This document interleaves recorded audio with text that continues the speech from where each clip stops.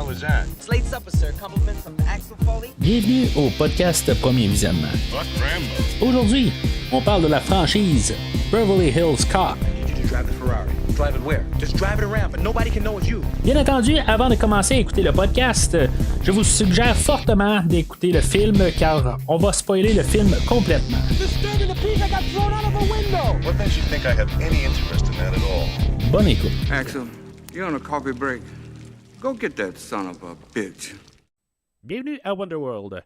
Aujourd'hui, on parle du flic de Beverly Hills 3, sorti en 1994 et réalisé par John Landis, avec Eddie Murphy, Judge Reinhold, Hector Elizondo, Teresa Randall, Timothy Carhart, Stephen McCarthy, John Saxon, Bronson Pinchot et Gil Hill.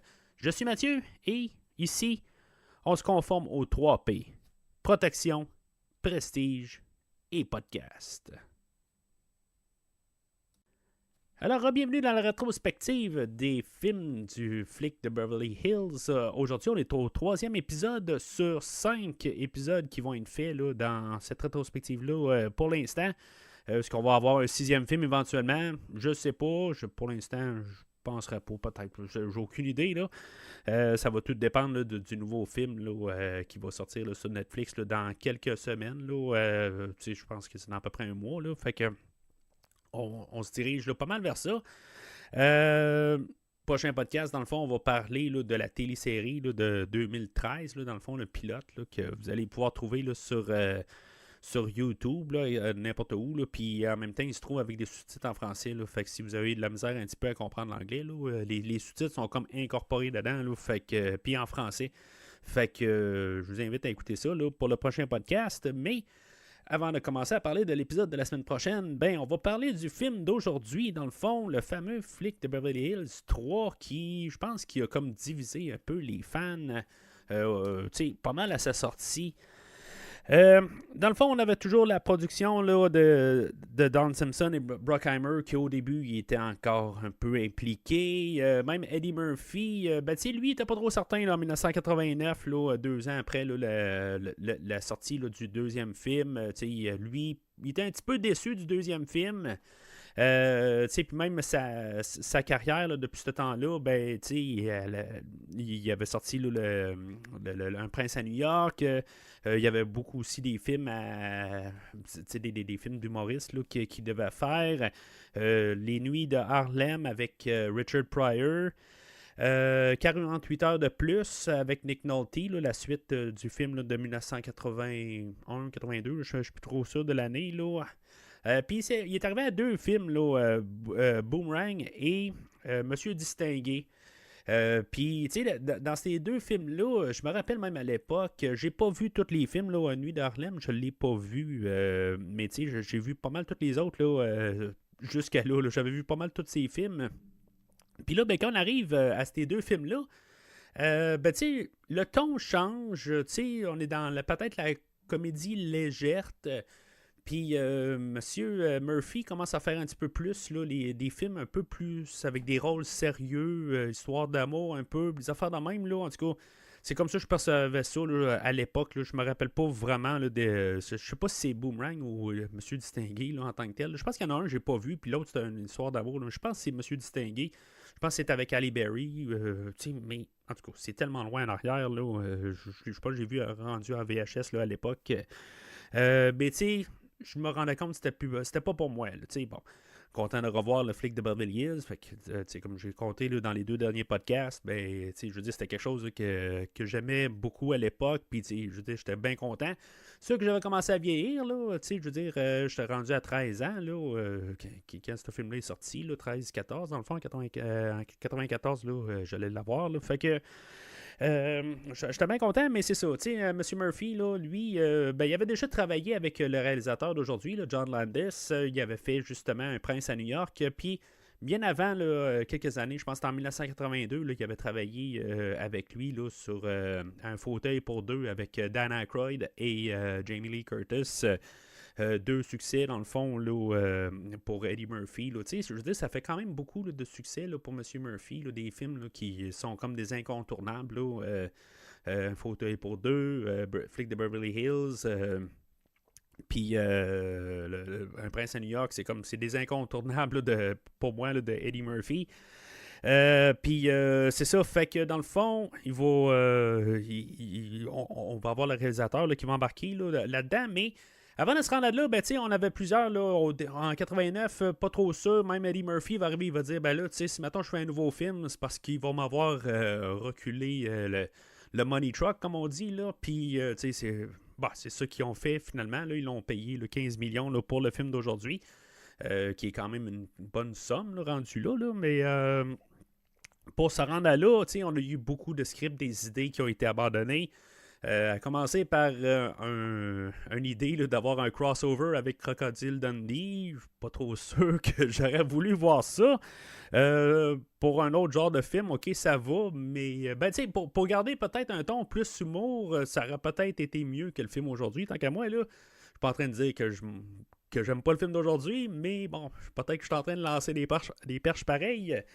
Mais c'est ça, fait que l'idée initiale, juste des idées rejetées, là, on avait où ce que Axel Foley, il allait être populaire, là, célèbre, puis elle allait devoir vivre avec ça, dans le fond, là, puis avoir des péripéties avec ça, je sais pas trop quoi exactement, là. Il y a un bout où ce qu'on voulait avoir une équipe avec Sean Connery. Ça, c'est sûr, j'aurais été comme intrigué là, quand j'ai vu cette affaire-là. Bien sûr, là, je suis un grand fan de James Bond, comme vous le savez, puis on va reparler de James Bond peut-être un petit peu tantôt. Un peu la même affaire aussi, là, ce que Axel allait se ramasser là, à Londres, puis il allait être mis en coéquipier là, avec l'acteur là, John Cleese, puis en tout cas, on allait rajouter en masse de comédie, mais c'est ça, à quelque part, c'est ça qu'on a depuis le début, on a des sketchs, on a tout le temps un peu on fait juste recoller des sketchs ensemble, puis on a une histoire qui avance au travers de ça. Puis c'est ça, on avait aussi une histoire où le personnage là, de Paul Reiser, qui fait le personnage de Jeffrey, qui est pas dans le film aujourd'hui, là, mais en tout cas, spoiler, je l'ai accidentellement vu, là, je sais qu'il va revenir là, dans le prochain film, là, mais bon, malheureusement, il n'est pas là aujourd'hui. Puis c'est ça, lui, dans le fond, il y aurait eu un transfert là, de prisonnier, puis finalement, il allait se faire tuer au travers de ça. Un peu la même idée un peu qu'on a aujourd'hui, là, mais Paul Reiser a décidé de ne pas revenir. Là, je pense pour le film d'aujourd'hui, là, j'ai pas de raison pourquoi. Mais bon, il revient pas, puis c'est ça va être le personnage là, joué là, par Gil Hill là, qui va se faire tuer à la place, là, mais ça laisse ramasser en Londres encore. Là. On jouait beaucoup de Londres, mais finalement, Londres, on va jamais se ramasser là. Mais finalement, c'est ça. Toutes ces idées-là ont été, même à Londres, c'est vrai, on avait ce qu'on avait commencé à travailler dessus. Là, c'était un script où ce qu'on allait avoir notre trio là, de Axel, de Rosewood et de Taggart qui allait se ramasser à Londres parce que Bogomil, lui, allait se faire... il allait devenir un otage. Dans le fond, il y a telle affaire, là, telle opération allait mal tourner, puis il allait devenir un otage. Je trouve qu'il y a un peu une similitude avec le deuxième film. Dans le fond, encore Bogomil là, qui doit être... c'est la cible de quelque chose. Fait que... c'est un peu la même genre d'idée. Là. Ça aurait dû être peut-être autre chose, là, tout carrément. Mais finalement, toutes les délais de production, les affaires de même, John Ashton était occupé. Là, c'est l'acteur qui faisait Taggart. Là. En tout cas, c'est officiel. Là, ça a l'air que c'est ça. Je veux dire, c'est sa raison officielle. Mais Ronny Cox, lui, va arriver. Ronny Cox, que dans pas mal, là, quand il a fait une interview en 2012, là, il va avoir dit pourquoi il n'est pas revenu. Là. C'est que finalement, on lui a envoyé le script. Et qu'il s'est dit non, c'est beau, je vais passer mon tour. Mais c'est Ronny Cox qui, dans pas mal en 2012, de ces années-là, qui va avoir joué là, dans The Car 2, qui, je veux dire, c'est pas mal pire que le film d'aujourd'hui, là, je vais le dire tout de suite. Là. Fait que, en tout cas, c'est comme... C'est drôle de voir des commentaires de même là, des acteurs qui disent « Ah, moi, ce film-là, là, je l'avais vu que ça allait être une pourriture, puis tout d'un coup, il joue vraiment dans une pourriture, puis c'est comme le seul acteur qui revient là, dans un film là, qui est assez médiocre. Là. Fait que, c'est drôle. Rendu là. Fait que, dans tout ça, on a... Finalement, on a flushé ça. Bruckheimer et Simpson là, vont avoir sorti du projet. Ben, tu sais, Paramount, eux autres, ils coupaient des budgets, puis tout ça. Tu sais, on va avoir trouvé quelqu'un, là, Steven Isusa, que lui va avoir écrit Die Hard. Tu sais, il faut pas oublier qu'on est dans le post Die Hard, là, fait que, tu sais, on commence à écrire Die Hard, tu sais, partout, là, rendu là. Puis on avait écrit Die Hard dans un parc d'amusement, puis là, ça allait coûter genre 70 000 faire ce film-là, puis suite au film d'Eddie Murphy, là, de Monsieur Distingué, ben, tu sais, Paramount a dit, ben, tu sais, regarde, on le coupe déjà 15 millions, là, tu sais, je veux dire, on va aller chercher un peu notre argent.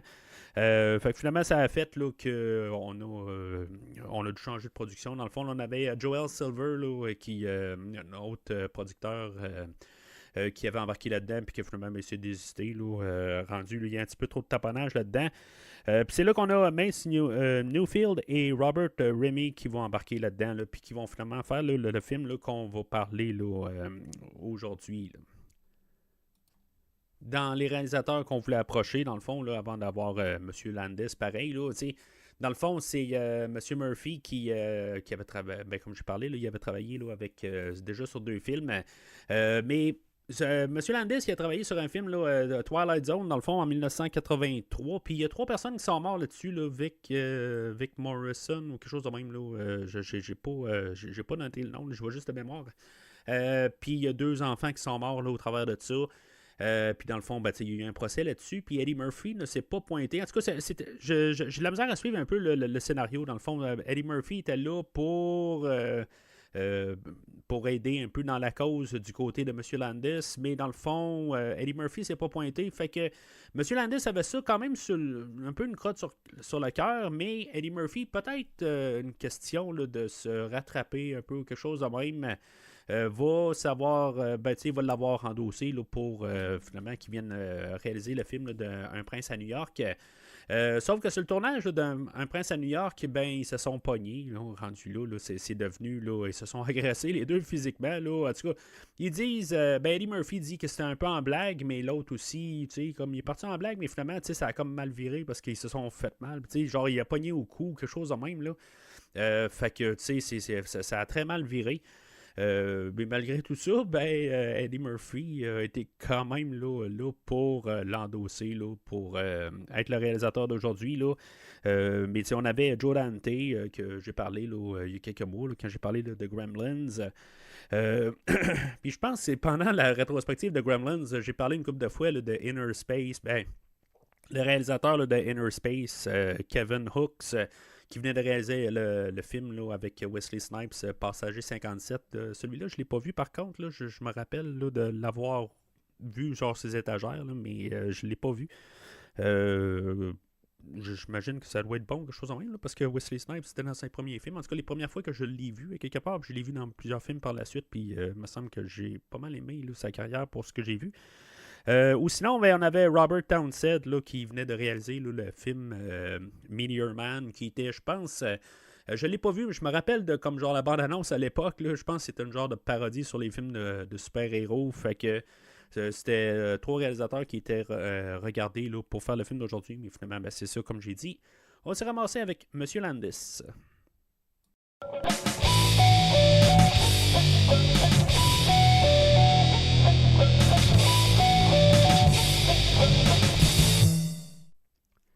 Alors, selon IMDb, le scénario va comme suit. Axel Foley enquête sur un réseau de vol de voitures et tombe sur quelque chose de bien plus grand. Les mêmes hommes qui ont tué son patron dirigent une bague de fausse monnaie dans un parc de thème de Los Angeles.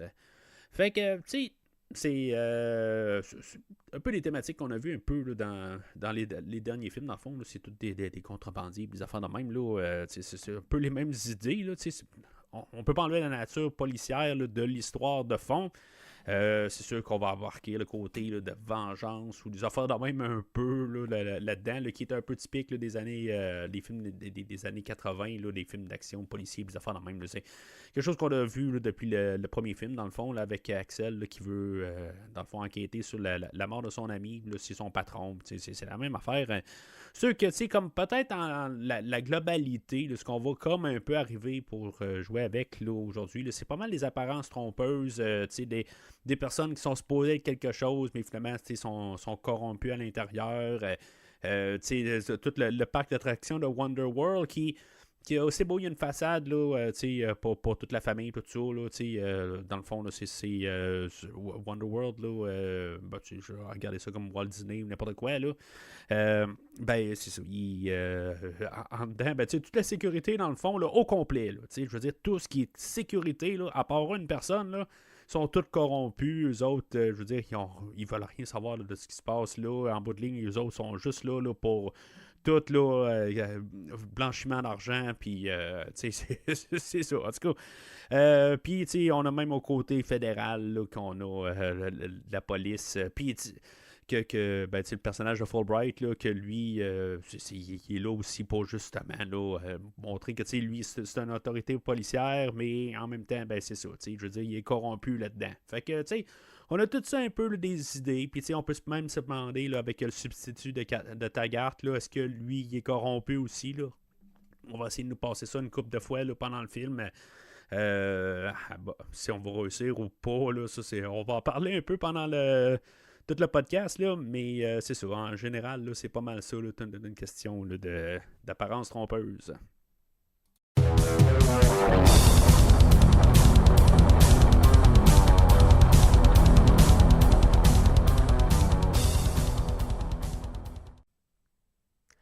Alors, le film, moi je l'ai vu, je crois que c'était au cinéma. Au cinéparc, excusez. Mais je suis pas certain. Honnêtement, là, au podcast, il y a tellement d'affaires que normalement je me rappelle là, en tant que tel. Là, mais celui-là, j'ai pas mal un blanc. Je sais que j'ai vu le début au cinéparc pendant que j'étais en train d'écouter un autre film, puis le film a fini, puis je me suis retourné de bord entre les deux films. J'ai écouté le début. Mais je pense que je suis retourné quelques jours plus tard pour le voir finalement d'un bout à l'autre. Mais je peux pas confirmer. Sinon, ben comme que je parlais avec mon cousin où ce qu'on tripait en masse, là, probablement que sinon il m'a conté le film. Là, puis plus tard quand il est sorti en vidéocassette, là, ben je l'ai écouté. Là, je sais pas. Là, c'est sûr que je commençais à être vieux en tant que tel. Là, c'est sûr qu'on jouait plus aux flics de Beverly Hills comme on jouait plus tôt, là, je suis rendu quand même un adolescent. Mais on tripait, puis mon cousin il habitait juste à côté, là, fait que je le voyais encore régulièrement. Mais c'est ça, fait que depuis ce temps-là, ben, comme les deux autres films, là, je l'ai vu c'est la dernière fois que je l'ai vu, c'est en même temps que les deux autres, là, avec le même coffret là, que j'ai là, importé. Là. Vous voyez que c'est une version, je pense que c'est une version européenne, mon coffret. Là, c'est parce que c'est une. Le Blu-ray n'existait pas ici en Amérique, je pense. Là, quand je l'ai commandé, il y avait juste le premier film, là, je pense que je pouvais avoir, là, que je pense que j'ai en Blu-ray aussi, tout ça. J'ai même pas pensé de checker ça. Mais c'est ça, c'est quoi. Fait que. C'est comme ça que je rentre dans le film. Là, ça fait quand même, comme les deux autres films, là, ça fait peut-être 4-5 ans là, que je ne les ai pas vus là, depuis ça. Fait que le film ouvre à Détroit. On nous précise très bien là, à 1h37 du matin. Là, peut-être pour nous dire qu'il va y avoir moins de trafic là, ou quelque chose de même. C'est pour ça qu'il y a moins de monde. Là, je sais pas. Puis que c'est pas normal qu'il y ait du monde qui travaille la nuit là, sur des voitures, des affaires de même. Je sais pas. Là, je veux dire, c'est juste une question là, d'apparence là, pour dire qu'on est dans la nuit, tout ça. Mais c'est là qu'on va être représenté encore à Axel, qui est toujours joué par Eddie Murphy. Lui, dans la version d'aujourd'hui, ben, c'est sûr qu'il va avoir vieilli, là, comme je mentionnais tantôt, là, joué dans plusieurs films là, depuis ce temps-là. Mais, tu sais, dans sa manière de jouer Axel aujourd'hui, le réalisateur John Landis va arriver et va dire il va voir, regarder le script, va dire c'est beau, je suis pas trop sûr pour le scénario, mais au moins Eddie Murphy est là, fait qu'on va pouvoir faire un peu de comédie, des affaires de même, fait que tu sais, puis en plus je vais rajouter ma touche, tout ça, fait que tu sais, on va avoir un film qui va être le fun à voir. Eddie Murphy commence à filmer, puis tu sais, il dit bon, ben tu sais, fais quelque chose de drôle un peu, tout ça, puis Eddie Murphy se retourne de bord et dit ben là, c'est parce que le personnage d'Axel a vieilli de 7 ans. Puis là, il est rendu plus mature, c'est plus le même gars, tout ça. Fait que non, je peux pas commencer à faire juste des blagues, tout ça. Tu sais, il a mûri, tout ça. Fait que c'est ça qu'on va avoir aujourd'hui. On va avoir un Axel qui est plus sérieux un peu. Ça veut pas dire qu'il fera pas des blagues. Des fois, je pense qu'on dirait que ça va sortir de nulle part. Est-ce que c'est une mauvaise affaire? Je veux dire, je comprends l'idée là, que, tu sais, on est 10 ans après le premier film, là, 84-94. Mais puis que le personnage ben, tu sais, que c'est plus le même personnage, là, tu sais, qui a vieilli. Ça, c'est correct. Ça, je vais y aller avec ça. C'est juste qu'il y a quand même un clash quelque part. Il faut que, tu sais, d'un côté, il y ait un peu une ressemblance du personnage qu'on a, qu'on avait, là. Puis, tu sais, c'est-tu un peu trop, là, vraiment, là, tu sais, comme que là, tout d'un coup, il est plus capable de faire de sketch, plus rien, tout ça. Ça, c'est quelque chose que, tu sais, qu'il aurait pu quand même continuer à faire d'une manière, mais tu sais, avoir peut-être un sketch moins enfantin ou quelque chose de même. Là, je veux dire, il y a toujours une manière de faire quelque chose. Là, les derniers films sont montés avec des sketchs qu'il fait, puis là, tout d'un coup, on n'a plus ça. Là, fait que c'est vraiment une dynamique qui va être différente, puis on va nous le montrer tout de suite avec la première scène, qu'il est beaucoup plus sérieux, mais c'est un personnage qui était capable d'être sérieux, puis après ça, il pouvait virer carrément ridicule. Puis c'est quelque chose qu'on verra pas aujourd'hui. Là. On verra pas du tout. Il y a des fois, il y a des petits moments là, où tout d'un coup, il va faire le nono. Mais c'est des fractions de secondes. C'est un plan. C'est une affaire de même. Il y a un bout qui monte dans le. Dans la roue, là, le triple roue, quelque chose de même. Là. Puis c'est ça, je veux dire, il sort le bras, il est en train d'envoyer le bras au gardien de sécurité, là, puis en faisant le nono. Mais c'est juste des petits aperçus de même que tu as l'impression de retrouver un peu l'Axel Foley du premier et deuxième film. Mais là, je sais vraiment pas là, ce qu'on a. Puis, tu sais, juste continuer dans le personnage. Aujourd'hui, c'est ça, il est en train de monter une opération pour démanteler un réseau de voleurs de voitures. Puis, dans le fond, là, il est chef, ou c'est peut-être sa première mission, ce qui donne qui devient sergent, ou quelque chose de même, là, qui devient. En tout cas, il a monté en grade, peut-être, en tout cas, c'est ce que je déduis. Puis Todd, son ancien chef, ou le chef, ou en tout cas, je sais pas exactement, il est là comme observateur. Puis, on peut comprendre qu'il a augmenté. Là. C'est correct, ça, là-dessus.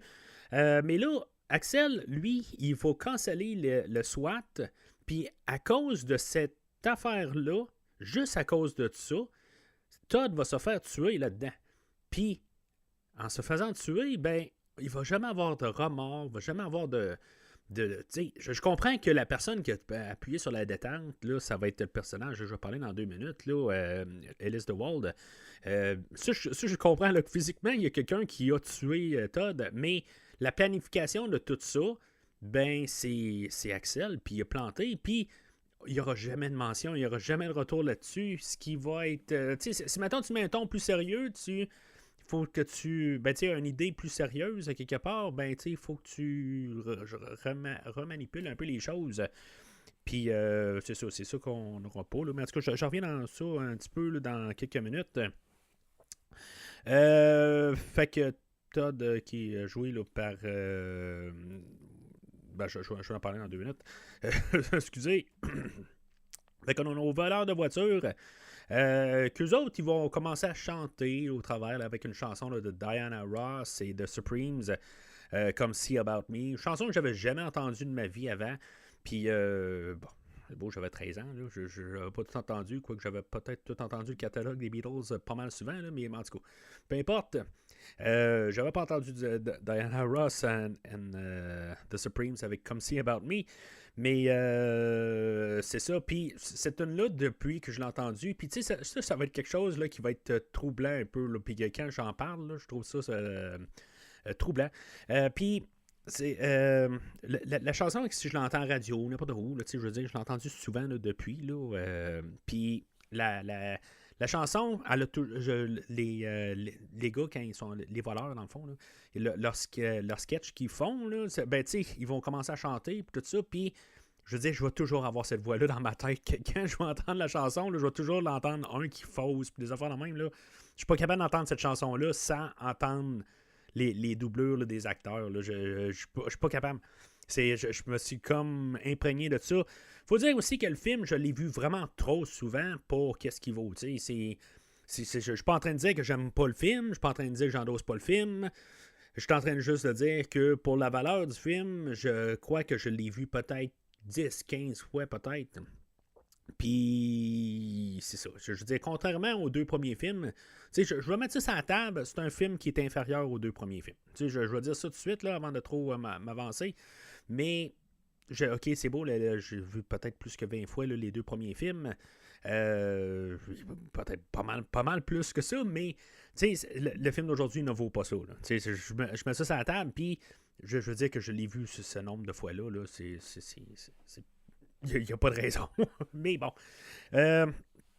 C'est ça. Fait que on a un sketch-là qui est quand même assez étrange, pareil, là, au travers là, d'un film d'action, tout ça, puis qu'on a des voleurs qui se mettent à chanter, tout ça. Puis, tu sais, c'est correct, dans le fond, c'est une tranche de vie aussi d'un côté. Ils sont en train de voler, puis, tu sais, il y a une chanson qui passe, puis, tu sais, mais c'est bizarre parce que c'est des voleurs ou. C'est pas trop clair, tout à fait. C'est supposé être des voleurs, mais en même temps, ils ont volé juste un cube, puis, dans le fond, avec des papiers là, dedans. Puis, tu sais, c'est. Dans le fond, c'est. Je sais pas, c'est leur garage, là, mais tu sais, bon, ils s'amusent tous ensemble, c'est toute une équipe, tout ça. Ok, ça se peut. Tu sais, je veux dire, je serais pas surpris que ça peut arriver à un certain garage, t'arrives, là, puis tu as des niaiseries de même. Mais c'est juste étrange dans un film de flic de Beverly Hills, là, de changer un peu ce ton-là. Que c'est pas Axel qui fait la comédie, c'est le restant alentour. Quand surtout l'alentour, ben c'est ça, tu sais, on va avoir un meurtre là-dedans, puis tu sais, une enquête, puis là, tu sais, c'est ça, tu sais, c'est comme, ça va être un montagne russe tout le long, là, tu sais, pour faire, c'est juste, ben pour faire quasiment le parallèle avec Wonderworld rendu là, le parc d'attractions. Fait que, on va être présenté à notre grand méchant aujourd'hui, là, notre Victor McLeod, notre Carla ou Max, je me rappelle plus comment, là, Max Dent, je pense. Fait qu'on va être présenté à eux autres, à lui, là, dans le fond, là, Ellis, que lui va arriver dans une Ford, je sais pas trop quoi, là, une 4 portes, je sais vraiment pas, là. C'est quoi comme voiture, mais tu sais, ok, le gars, peut-être qu'il mesure 6 pieds, peut-être qu'il est un petit peu grand, là, quelque part, on le voit un peu en comparatif avec d'autres acteurs, avec Eddie Murphy, tout ça, il est un petit peu plus grand, mais, tu sais, je sais pas, tu sais, j'ai rien contre Ford, là, mais peut-être que vous, là, en tout cas, peu importe, mais je la catch pas. Je veux dire, t'arrives dans une voiture bien ordinaire, tu sais, là, t'es ton grand machin, que lui, dans le fond, ça va être le Nemesis ultime à Eddie Murphy, puis il arrive dans une Ford, sont les 4 coincés dans la voiture. Tu sais, aussi bien arriver dans une Mini Cooper rendu là, tu sais, je veux dire, c'est comme, je sais pas, ça fit pas. Tu sais, t'as ton grand machin, je sais pas, arrive dans un gros truck, arrive dans un Hummer, arrive dans quelque chose, arrive pas dans une petite Ford à quelque part, puis tu sais, juste après ça que tu veux me dire que Ellis DeWalt, c'est le grand machin, mais à quelque part, il ouvre une porte, tu sais, il ouvre le cargo du truck, puis que là, tout d'un coup, il est en train là, de juste être super content, puis tu sais, ça fait super enfantin, puis après ça, ben, tu es supposé de prendre ce personnage-là au sérieux. Il y a un problème. Il y a vraiment un gros problème. L'acteur, ben, bien sûr, vous le reconnaissez, c'est le Slifer de Salinex là, dans Ghostbusters. Je le juge pas à cause de ça, mais tu sais, juste peut-être que ça sonne pas une cloche. Là, je vous dis ça de même. Ce serait peut-être le père de Oscar, là, l'enfant de Dana Barrett là, dans le deuxième. En tout cas, c'est ça la théorie fan, là, en tout cas. Mais c'est ça. Juste replacer l'acteur. Puis, je sais pas, il y a une manière de juste représenter le vilain qui soit vraiment vilain. OK, Steven Berkoff, dans le premier, il était juste assis dans son bureau, puis, tu sais, mais il dégageait quelque chose. Cet acteur-là, Berkoff, il dégage quelque chose. Tu sais, c'est en même temps, on sait, bon, c'est le machin dans Rambo, on l'a vu aussi dans Octopussy, tu sais, je veux dire, il a joué dans d'autres choses. Là, t'en as un qui a joué dans un super gros film, Ghostbusters, mais, tu sais, il sniffait du Salinex. Bon, OK, c'est beau, là. Dans le restant de sa filmographie, je pense que je ne l'ai pas vu, là, tu sais. En tout cas, aujourd'hui, je trouve que juste que quelque chose qui devrait être super important, on vient de vraiment passer à côté. Là. Il y a son bras droit, là, Holloway, là, que je veux dire, on voit que c'est peut-être le gros bras qui va peut-être remplacer Zach, là, qui était le bras droit à Victor, mais aussi, il fait pas grand-chose. C'est lui qui fait toutes les poursuites un peu, des affaires de même, mais ils n'ont pas de présence d'écran. Peut-être que je trouve que Holloway a plus de présence d'écran que Ellis. Puis on a un problème. Si on est pour avoir ça, ben mettez l'emphase, mais on dirait qu'ils veulent pas. Ils savent pas ce qu'ils font avec les vilains aujourd'hui. Fait que c'est lui qui va. Todd, là, qui est toujours joué là, par Gil Hill, qui va revenir aujourd'hui, qui va se faire assassiner là, par Monsieur Salinex. J'ai quasiment envie de l'appeler de même. Là. Mais. Je le sais pas. C'est sûr qu'à l'époque, je veux dire, j'étais comme près un peu de ces personnages-là. Comme j'ai dit, on jouait là, au flic de Beverly Hills, moi et mon cousin, puis d'autres enfants, des fois, on jouait, on se trouvait des histoires là-dedans. Mais ça me touchait un peu. Là. C'était peut-être pour certains, là, c'est le général Akbar dans Star Wars, quand il meurt, ça lui fait quelque chose, qui moi, ça m'a pas fait grand-chose, même si j'aimais bien Star Wars, mais Todd qui se fait tuer, mais ça m'a touché un peu plus. Ça m'écœurait un peu. Puis là, que tout d'un coup, le film n'est pas vraiment là, comme. Ça va pas à remonter. Je pense que toute l'introduction, dans le fond, est plus. Je sais pas, ça apporte à quelque chose. Puis après ça, ben, ça va juste être comme. On va jamais retoucher là, la hauteur là, du début du film. Là. C'est étrange. Là. Je trouve que le film, là, il perd tout son élan avec la mort de Todd. Parce qu'en même temps, c'est ça qu'on va nous donner en punch là, au début. Puis après ça, ben, on va partir avec une poursuite. Là, une poursuite de voiture. Que on se dit, bon, ben, on a une chanson de INXS, là, Keep the Peace, qui va peut-être être le shakedown de ce film-là, ou va peut-être être le Heat is On de ce film-là. Sauf que, ben, tu sais, ce film-là, comme les deux dernières chansons, ont été écrits ou co-écrits par le coproducteur là, de Harold Faltermeyer, là, qui ne fait pas la trame sonore aujourd'hui, mais c'est dans le même principe. Cette tune-là, on essaie de la plugger comme la tune rock qui va sortir de la trame, tout ça, comme qu'on a eu là, dans les deux premiers films. Sauf que la chanson, quand elle joue, on n'a pas quelque chose de hot comme dans le premier film. On n'a pas la vanne qui est en train de détruire tout Détroit au complet, que je veux dire, il fait un carnage là, dans les rues de Détroit, où on n'a pas la Ferrari dans le deuxième film, qui était toute visuellement hot à voir en 1984 ou en 87. Là, je veux dire, on a une poursuite qui va me rappeler un film qui est sorti une couple de mois avant, en fin 1993, un autre troisième film que je vais dire tout de suite, là, il est pire que le film aujourd'hui. Okay? Je ne suis pas en train de dire que le film aujourd'hui est horrible. Pas encore, en tout cas. Mais il y a un film que je pense que c'est Les Bas-fonds, dans le fond, là, de franchise qui est sorti là, en novembre 93, je sais, parce que c'était le jour de ma fête, dans le fond. Là. Une franchise que je vais retourner éventuellement. Là, il va falloir que j'en parle de ce film-là. Là. Ça fait une couple de fois que je le lance. Là, mais Robocop 3, il y avait une poursuite au milieu du film où ce que Robocop embarque dans sa voiture, puis que là, il y a quelqu'un qui est en train de... Sensiblement, la même affaire, dans le fond. Le Robocop dans une voiture en arrière, puis il y a quelqu'un qui a un cube ou quelque chose de même là, dans le film, puis que la voiture de Robocop ça fait ramasser, puis Robocop, ben tu sais, il va juste comme continuer, là, parce que c'est Robocop. Ça ressemble un peu à ça aujourd'hui, dans le fond, la voiture n'arrête pas de perdre des morceaux, puis tu sais, c'est comme tout, c'est du ridicule, puis tandis que ça devrait être une scène d'action qui est bien chorégraphiée, tant qu'à moi. Je veux dire, on veut rembarquer, nous montrer qu'on retrouve l'Axel Foley. Il manque quelque chose. Là. Puis là, je veux dire, ça vient juste comme de tomber à plat. Puis là, pour rajouter ça, ben, on a Fulbright qui apparaît, dans le fond, que lui, il fait partie de, je sais pas, la FBI, là, mais, ou quelque chose de même, qu'il va arrêter la poursuite à Axel. Puis, tu sais, c'est comme Axel, il va arrêter là, au milieu de la rue, parce qu'il s'est fait dire « Arrête ». De dire « Nous autres, on est FBI, puis t'as pas le droit ». Tu sais, c'est comme... Est-ce qu'on a déjà vu Axel Foley se faire arrêter, puis dire c'est beau, il n'y a pas de problème. Je sais pas.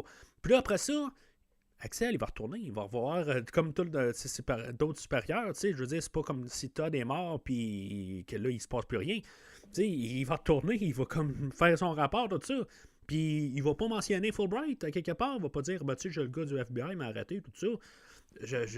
Il y a personne d'autre. Puis en tout cas, c'est comme tout ça un petit peu là, est bizarre. C'est rendu là, c'est d'un niveau d'histoire que moi puis mon cousin, on jouait. Là, je veux dire, c'est comme quelqu'un arrête, puis c'est tout. Là, ça marche pas. Là. Je suis pas en train de dire que c'était des grands scénarios qui étaient écrits là, dans les derniers films. Sauf que tout ce que Eddie Murphy pouvait apporter pour compenser, c'était énorme. Puis, qu'est-ce qu'il fait aujourd'hui? Ben, c'est ça, son côté sérieux qu'il veut apporter, qui n'a pas nécessairement là, le côté dramatique qui est capable d'aller chercher.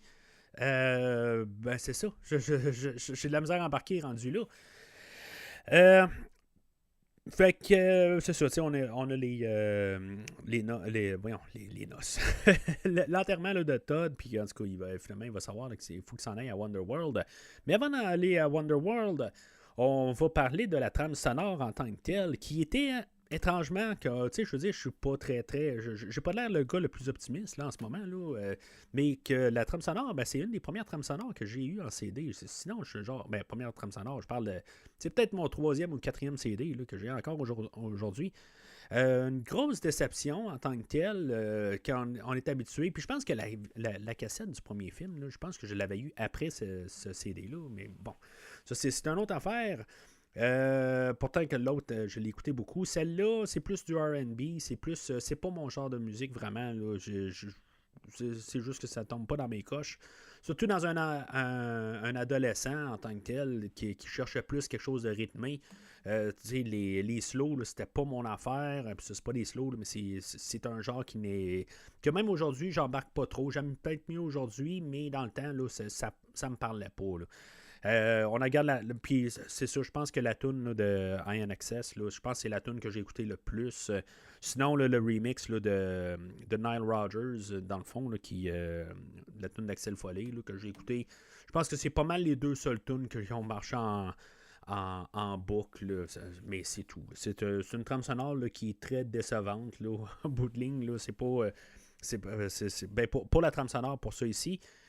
Pour ce qui est du travail là, de Nile Rodgers qui va nous faire la trame sonore aujourd'hui, ben c'est correct. Il va embarquer un peu, là, il va incorporer là, le thème là, d'Axel Foley un peu partout là, dans la trame sonore. Il va faire sa job. Puis c'est correct. C'est sans plus ni moins. C'est sûr que, tu sais, bon, j'aurais aimé ça revoir Harold Faltermeyer qui refasse quelque chose. Dans ces deux premières trames, là, sont écœurantes. Puis, celle-là ici, là, en comparaison, elle tombe à plat. Je sais pas pourquoi que M. Faltermeyer voulait pas revenir. Là. C'est pas un compositeur, dans le fond, qui comme. Il est plus vraiment là, années 80, Faltermeyer, puis après ça, il a fait là, des petites apparitions par-ci, par-là. Là. Il est revenu pour Top Gun là, il y a quelques années, là, Maverick, là, je pense l'année passée ou il y a 2 ans. Là, le temps passe vite. Mais c'est ça. En tant que tel, c'est comme sa carrière a comme arrêté. Pourtant, il a fait des choses assez iconiques là, quand on parle de Top Gun et Beverly Hills Cop. Mais c'est ça. Pour Nile Rodgers, ben, c'est ça. La trame, là, moi, je la trouve bien correcte. Elle est fonctionnelle. Puis, bon, elle est peut-être mieux que certaines, mais tu sais, elle est très. Elle tombe dans l'oubli. Après avoir parlé du film, là, je veux dire, je ne repenserai plus jamais à cette trame sonore-là, probablement. Là. Mais la trame du premier film, moi, y revenir souvent. Là. Alors, avant de se ramasser à Wonderworld, Axel va se ramasser au poste de police de Beverly Hills, où ce que je pense c'était la même place là, que le 2 premiers films. Là, mais c'est ça, il va aller retrouver là, Billy Rosewood. Il va faire. Quand il va arriver dans le stationnement, ben, il y a comme une machine là, pour le stationnement. Puis, on a un film là, québécois, là, Elvis Gratton 2, là, qui va avoir carrément. Là, je trouve ça plate de voir ça parce que c'est une scène qui m'a fait vraiment rire là, dans Elvis Gratton. Puis j'ai comme pas vu un peu le parallèle, mais sais, on a une version moins drôle aujourd'hui, là, en bout de ligne, là, de cette scène-là où ce que Axel va arriver, puis va...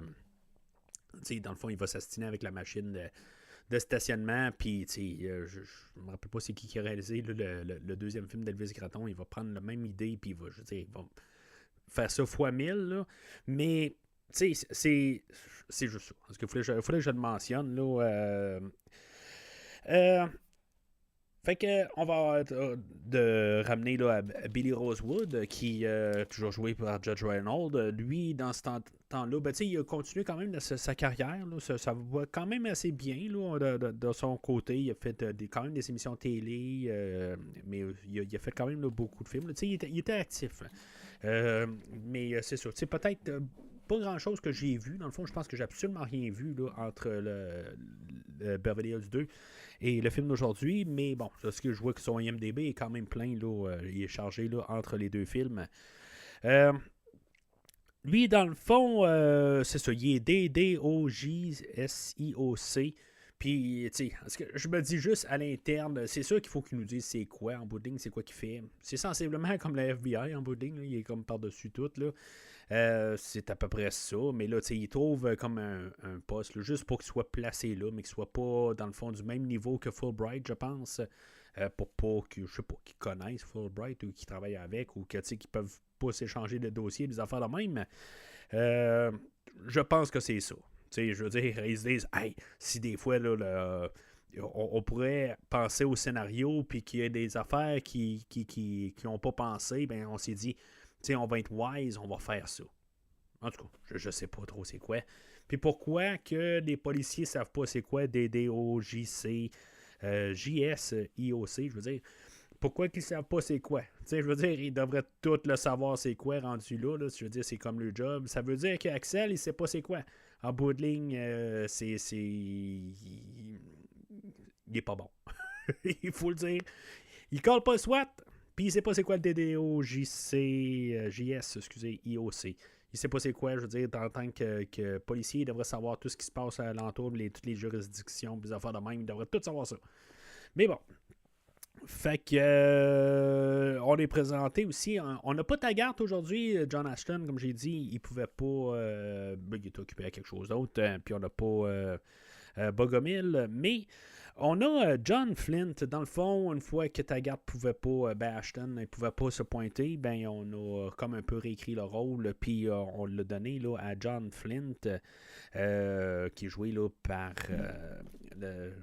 Hector Elizondo. Ce qui va être plate là-dedans, c'est qu'on a réécrit. Pourquoi qu'on l'a réécrit rendu là? Parce que il va pas être là du film. Là. Flint, il va être là une fois de temps en temps. Il va être là un peu pour nous dire de quel bord qu'il est. Parce que lui, il connaît Ellis DeWalt, c'est lui qui va comme être la plug pour le rentrer. Mais Rosewood aussi, il connaît Ellis DeWalt. C'est... Je sais pas. Je pense que c'est là pour un peu nous mêler. Est-ce que Flint va virer de bord? À la fin, il y a un genre de suspense à la fin. C'est qui le traître? C'est qui la personne qu'on ne sait pas qui est un meurtrier? Là, aussi par-dessus. Je veux dire, à quelque part, là, c'est quasiment difficile là, de penser que Flint est machin. Mais c'est ça, tu sais. J'ai pas compris pourquoi on a amené Flint. C'est parce qu'on voulait vraiment avoir un Taggart, mais on n'a pas de dynamique du tout qu'on avait avec Taggart. Ce qui est plate. En tant que tel, j'ai rien contre l'acteur ou même le personnage. J'ai pas de problème avec. Il me dérange pas. C'est juste que pourquoi nous montrer un Taggart, un remplaçant à Taggart, puis qui, dans le fond, il a de l'air un peu de Taggart. Pourquoi l'avoir quand tu t'en sers pas? Je la comprends pas. Il devrait avoir une scène au moins avec les trois. Puis là, c'est quasiment la seule scène où on les voit les trois. C'est plus tard où Axel il part avec Rosewood pour aller faire du trouble à Ellis DeWalt, des affaires de même. Taggart aurait dû être là, ou Flint aurait dû être là. Mais c'est ça, je la comprends pas. En tout cas. Fait que Flint, lui, il connaît Ellis DeWalt, mais il dit, bon, ben, tu sais, ok, t'as ton meurtrier, là, tu sais, dans le fond, pourquoi il se ramasse à Wonderworld, c'est que ils ont trouvé là, des serviettes qui ont été utilisées puis qui étaient identifiées Wonderworld. Ça veut pas nécessairement dire qu'il y a quelque chose là, mais c'est une piste. Fait que à cause des serviettes qui ont été utilisées, ben, tu sais, il peut pas avoir quelqu'un qui est arrivé et qui a volé des serviettes comme lui dans le premier film, puis qu'ils ont juste foutu là sur place, là, tu sais, non, c'est pas ça, tu sais, je veux dire, ça veut dire qu'ils viennent de Wonderworld direct, il y a quelque chose dans Wonderworld, tu sais. C'est correct, ça c'est un détail. Mais, juste comme le fait, là, juste que ben, c'est ça qu'ils veulent faire avec Flint. Juste comme savoir si, maintenant il est du bon côté ou pas, mais en bout de ligne, ça donne rien. C'est plate, puis dans le fond, son lien avec lui, c'est qu'il nous envoie Axel pour rencontrer Alice DeWald, ne sachant pas que c'est lui, le meurtrier là, de Todd. Puis, c'est ça. Fait qu'Axel va se ramasser à Wonderworld, qui est, dans le fond, là, c'est le parc d'attractions de Paramount. À l'époque, c'était Paramount Great America. Aujourd'hui, c'est California Great America. C'est ça qu'on va avoir pris à l'extérieur. En dedans, on va avoir pris Universal Studios là, à certains endroits là, qu'on va avoir fermé là, pendant le tournage. Mais c'est ça. Fait que quand il arrive là, il était à la porte, puis là, ben, il se fait charger un prix d'entrée. Il n'aime pas ça, le 35$, là, ça équivaut à 60-70$ aujourd'hui. Dans le fond, il veut juste aller rencontrer le gars de sécurité, voir si, mettons, il y a quelque chose, il pourrait avoir un lien. Puis là, ben, il y a tout de suite 2 agents de sécurité qui sont là. Ben, je comprends qu'il y a quelqu'un qui est à la porte et il dit bon, ben, y a-tu un problème, quelque chose de même. Puis, ils sont déjà là en train de le baver. Fait que là, on se dit bon, ils l'ont-tu reconnu ou pas? C'est quoi exactement? Ils sont déjà un peu pas mal sur son dos, tout de suite en partant. Puis, c'est pas long où on se rend compte que tous les agents de sécurité sont tous dans le coup. Je trouve ça dur à croire. Rendu là. Puis un peu plus tard, ben, c'est ça. On va avoir aussi là, l'oncle Dave qui va arriver puis va dire qu'on a un autre responsable de la sécurité, là, Roger Fry, que lui, il y a 2 semaines, il a disparu, qu'il a laissé une note sur un papier qui est marqué ceci est très important. Pas capable d'écrire plus. Là, je veux dire, dans le fond, là, ils vont faire une enquête avec ça, là, mais je veux dire, c'est comme nono, là, la note là, qui arrive. Là, c'est juste un papier, puis là, il faut qu'ils se rendent compte que c'est le papier, que c'est le même papier que de l'argent. Des affaires de même, là, en tout cas.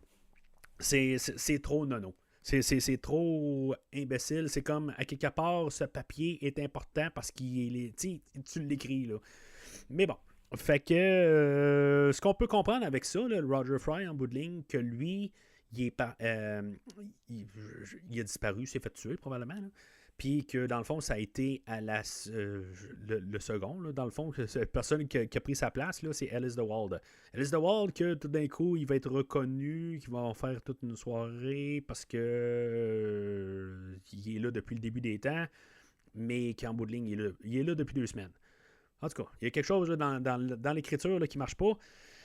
Mais là, j'étais un petit peu en avance. Là, en bout de ligne, là, Axel, il se ramasse là. Finalement, ben, c'est ça. Il se fait comme intimider par la sécurité. Fait que, il va rentrer pareil. Il va comme. C'est vraiment étrange parce que c'est pas le genre de manière qu'Axel va souvent. C'est comme un bout, il va juste baisser les bras, il va payer le prix d'entrée, puis après ça, il va rentrer. C'est vraiment étrange. C'est pas le Eddie Murphy qu'on connaît des 2 premiers films. C'est vraiment étrange. Celle-là, elle passe mal dans mon livre. Fait qu'il va se promener dans les corridors, il va rencontrer là, comment elle s'appelle? Perkins, Janice Perkins. Que elle, qui est jouée là, par Teresa Randall, que elle, vous l'avez peut-être vu là, dans Bad Boys là, avec Will Smith et Martin Lawrence. Ça fait la femme à Martin Lawrence là, dans la trilogie, je pense. Faudrait que je retourne avec ça parce que dans les prochaines semaines, là, il y a un 4e film qui va sortir. Là. Malheureusement, il fallait que je choisisse ça quelque part. Qu'est-ce que je fais, Bad Boys 4 ou je fais Beverly Hills Cop. Il y en a un qui est un peu plus près de mon cœur, mais Bad Boys, ça aurait pas été. Peut-être s'ils font un 5e, finalement. Peut-être qu'on va se rendre là. Peut-être qu'on le fera posthume aussi, là, peut-être plus tard dans l'année. On verra bien. Fait que c'est ça. Dans le fond, on se ramasse où ce que Axel se promène là, dans les corridors là, de Wonderworld, là, dans le souterrain, tout ça. Puis tout d'un coup, il se fait tirer dessus. Les caméras ne verront rien de tout ça en bout de ligne, ce qui n'a pas de sens. C'est un parc d'attractions avec plein de monde. Viens pas me dire qu'il n'y a pas de caméra de sécurité à zéro. Là.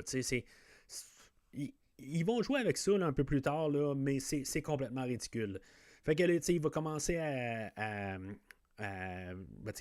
t'as la fusillade, comme s'il tirait de même de nulle part, là, tu sais. Puis il va se faire poursuivre par deux gars de sécurité. Puis Axel, il va aller se cacher, en tout cas cacher en guillemets, dans une grande roue, en tout cas une triple grande roue, quelque chose de même, là, je sais pas comment on appelle ça. Il appelle ça un spider wheel, quelque chose de même, là, puisqu'il y a plusieurs côtés, mais je la catch pas. Éventuellement, il va descendre. C'est comme, t'attends quoi? Là? Je veux dire, tu vas te cacher dans une grande roue. En plus, t'envoies tu sais, je veux dire, tu te caches même pas dedans. Tu sais, je veux dire, t'envoies le bras au gars de sécurité pour lui dire, hey, je suis là. Mais au pire, là, si les gardiens de sécurité ne seraient pas cons, là, ils ne feraient pas qu'est-ce qu'ils ont fait, là, puis que tous les contrôles. En tout cas, tout ça, c'est un petit peu, là, c'est un film. Là, puis après, quelque part, il faut qu'on voit Axel faire de l'action, puis il se promène sur la roue. Des fois, c'est comme, pourquoi tu fais ce jump-là?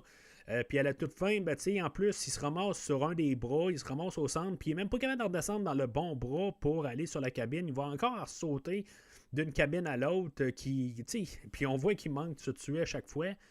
En tout cas, il y a des choses qui ne marchent pas. Là. C'est trop nono. Là. Puis la hauteur de mes 13 ans, là, je m'en rendais compte. Je vais juste en le noter. Là, c'est pas que je m'en rendais pas compte du tout. Là, je veux dire, j'en vois encore plus aujourd'hui. Je vais dire ça de même, mais j'en voyais quand même une couple d'affaires là, qui collent pas. Là. Fait que, va sauver les enfants de tout ça, mais finalement, il va se faire apporter là, à la sécurité. C'est là qu'on va avoir l'introduction là, de John Saxon. Je ne vais même pas noter c'est quoi son nom. Pour moi, c'est John Saxon qui était là, qui était assis au bureau, qui s'occupe... lui, je sais pas, il est responsable du parc. Je sais plus exactement quel niveau, tout ça. On a Roger Fry là-dedans, tout ça, qu'on a entendu parler... qu'on va entendre parler, là, la scène après, je pense.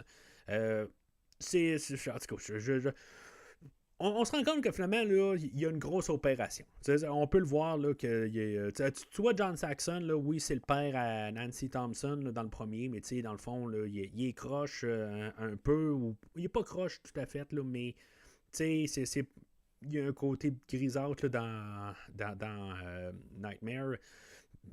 Puis, c'est ça. Je fais pas confiance. Pourtant, il a joué quand même souvent là, un bon gars. Là, mais c'est le genre d'acteur que je me dis, chaque fois que je le vois, je fais pas confiance. Il peut virer les deux bords. Mais c'est ça. Fait que, bien sûr, c'est lui qui fait en arrière de tout ça, je pense. Là. En tout cas, je suis pas trop certain en bout de ligne. C'est-tu Alice? C'est-tu lui? C'est pas clair. Puis, j'ai pas d'intérêt à savoir. Honnêtement, là, j'ai pas. Tout savoir, on est en train de juste me coller. Puis, c'est comme tout ce qu'on colle ensemble là, pour l'histoire. Puis là, il arrive. Puis, je pense que c'est Rosewood qui va venir le sortir de là. Ou Flynn qui va venir le sortir de là. C'est comme tout fini. Il n'y a pas de côté légal. T'sais, on parle de meurtre. Puis, ça finit juste dans des discussions dans un bureau, du pointage de doigts. Je sais pas. Je trouve que, en même temps, Eddie Murphy, t'es là pourquoi, toi? Là, je veux dire, c'est comme t'es capable normalement de tout virer une situation de bord, puis tout ça, c'est ça. C'est ça qu'il l'a fait. Puis là, ben, je veux dire, il est juste là en train de s'astiner, des affaires de même. Il attend juste qu'Alice il saute, ou quelque chose en même. Tu sais, genre juste qui va dire ah oui, c'est vrai, c'est moi qui ai tué. Je sais pas. C'est vraiment n'importe quoi. Là. On se ramasse des grosses accusations.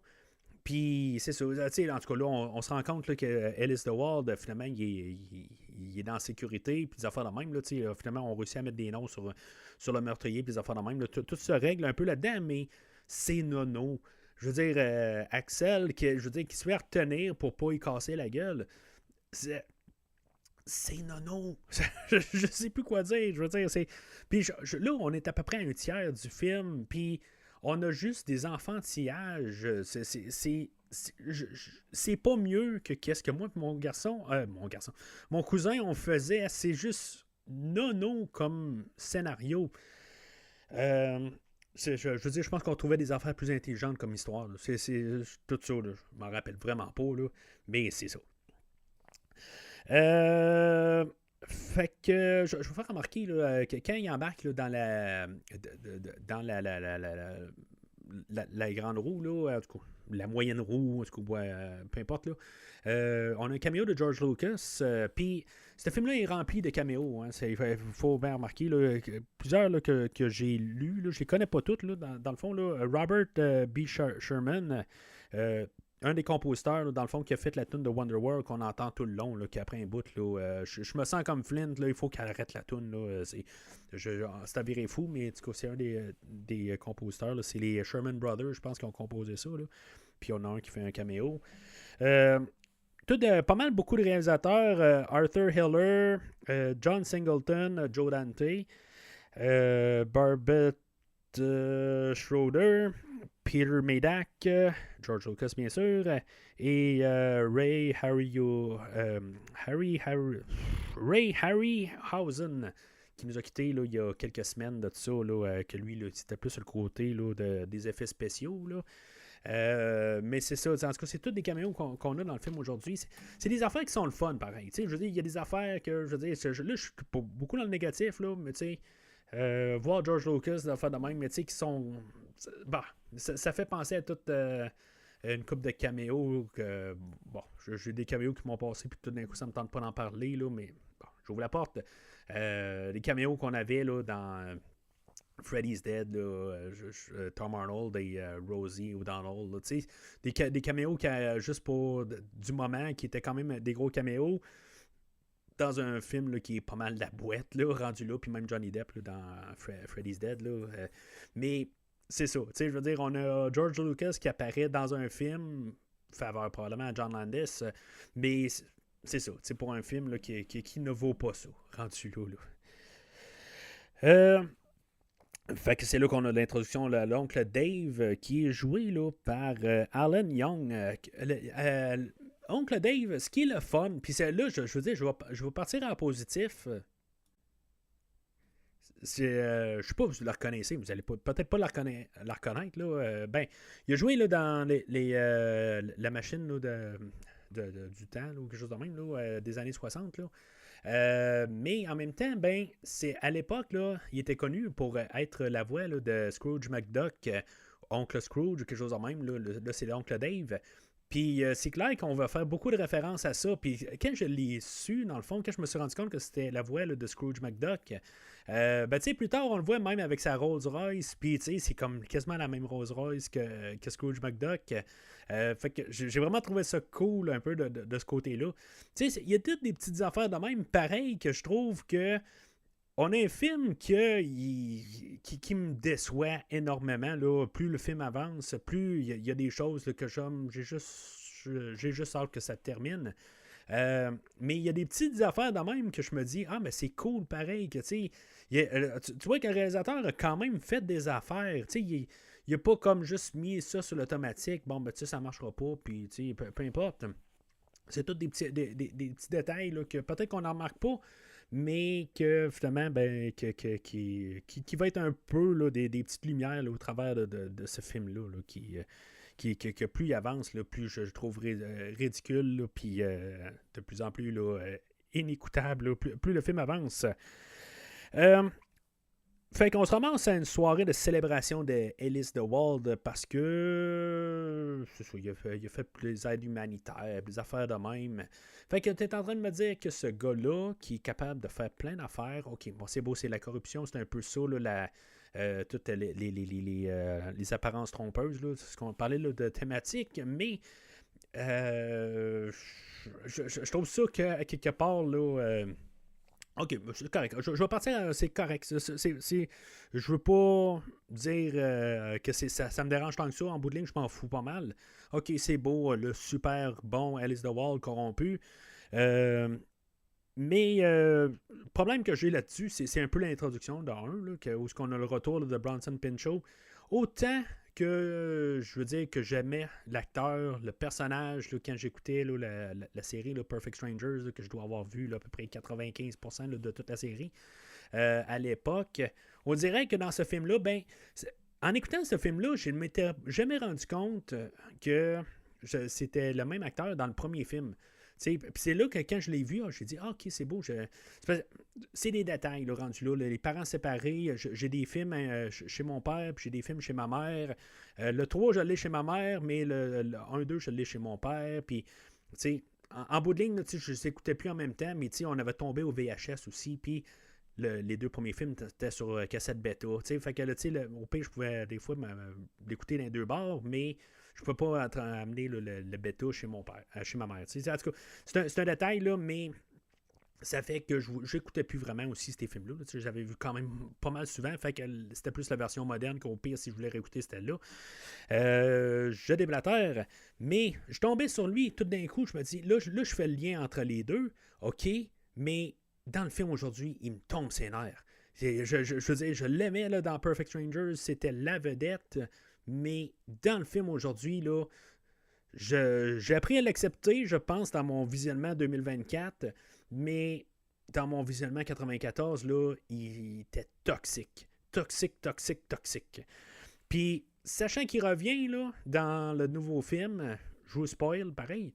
Je sais pas ce qu'il va faire. Je sens que ça va être les mêmes choses encore, Aquel ou des affaires de même. Puis qu'il va être encore en train là, de juste dire les mêmes affaires que tu es en train de me niaiser. Puis là, ils vont parler aigu, puis des affaires de même.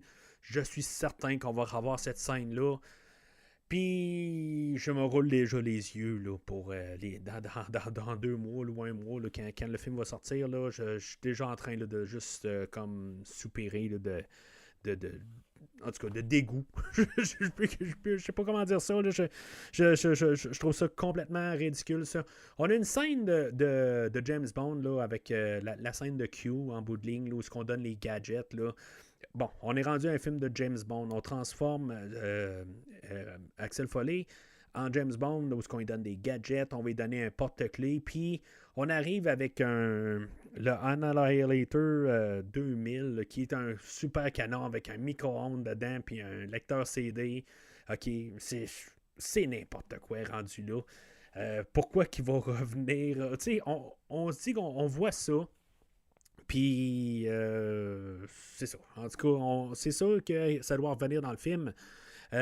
Mais en tout cas, cette scène-là est toxique. Elle est toxique pour moi. Là, je trouve pas d'autres mots que ça. T'sais. Bon. Fait que Foley, Ellis lui donne son discours, tout ça, puis finalement, Axel, dans le fond, il niaise là-dedans, puis finalement, il se ramasse encore dans un bureau en train de s'astiner. Puis là, c'est Fulbright qui revient, là, parce que là, on n'avait pas vu Fulbright là, depuis le début du film. Fait que là, on tombe où ce que là, on réincorpore Fulbright là-dedans. On commence juste à essayer là, de trouver une raison pour tout. Là, Fulbright, qui est joué là, par l'acteur... je ne l'ai pas noté, je pense. Oui, Stephen McCarthy, okay, c'est ça. Lui qui va avoir joué là, genre dans des X-Files, il va avoir joué dans pas mal d'affaires, mais je pensais que je le connaissais pour plus. Il y a un moment où je la gardais rapide, là, parce que je parlais de Robocop 3 tantôt, je pensais que c'était Robert John Burke qui faisait Robocop là, dans ce film-là. Là, je me dis, ça aurait été tellement ironique, là. Mais bon. Ça ne l'est pas, il y a un peu une ressemblance, là, mais pas tant que ça. Mais c'est ça, fait que là, il commence à plus s'embarquer, puis là, on commence à se demander, là, c'est qui dans le bord de qui, puis tout ça. Ça vient lourd. C'est comme, qu'est-ce qui se passe là, dans ce film-là? Là? C'est de l'astinage dans un bureau. Là. Puis on est dans une question de meurtre. Là. Ça devrait aller dans un autre niveau. Là, tu sais, dans le fond, ce qui se passe là, c'est parce que là, il est arrêté, puis il se ramasse dans le bureau à Fulbright. Puis, tu sais, en tout cas, c'est complètement ridicule. Fait que... ils vont trouver le truck que Axel poursuivait au début. Puis là, il va trouver, là, dans le fond, là, le restant là, d'un billet de 50$. Puis, dans le fond, là, éventuellement, il va faire la connexion là, un peu plus loin. Là. Mais Axel, là, c'est ça, éventuellement, là, il va. Parce que là, ça sent un peu l'argent, dans le fond, là, parce qu'on va la blanchir. Fait que, dans le fond, on a une mention, quelque part, là, de le Okie Dokie, là, Rosewood, là, il a nommé, là, juste dans une ligne passante, là. Quand il a rencontré l'oncle Dave, là, il dit hey, as-tu fait le Okie Dokie? Puis il fait un petit mouvement. Je pense que c'est même pas le même mouvement, là, mais peu importe. Fait que finalement, il va se transformer en Okie Dokie, là, qui est un éléphant. Puis, en tout cas, il va faire la mascotte au travers là, de Wonder World, pour pouvoir rentrer dans le fond, là, puis pour pouvoir peut-être éventuellement trouver qu'est-ce qui se passe tout à Wonder World, dans le fond, qu'est-ce qui se passe. Fait que finalement, il va tomber au même moment où il est en train d'imprimer de l'argent américain, vraiment au même moment, sauf qu'en même temps, Ellis DeWald, parce que lui, je veux dire, il est tellement Ellis DeWald, le grand méchant qui peut, qui peut pas arriver puis se faire pogner, d'avoir de l'air minable ou quelque chose de même, là, que lui, il est tellement hot là, qu'il va, contrairement à souvent des films là, où on a notre héros qui est en train d'espionner les méchants puis il se fera pas voir, là, Ellis DeWald, lui, il va regarder dans le miroir puis tout d'un coup, il va voir la réflexion de Axel Foley au plafond en haut. Le miroir était drôlement placé, mais bon.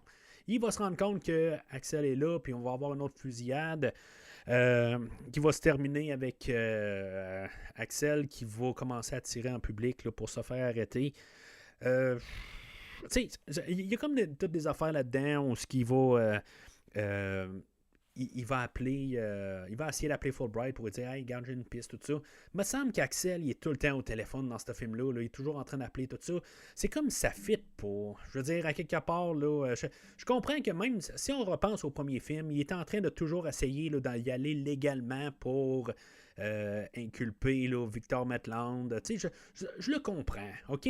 Mais c'est comme il devient trop administratif là, le film.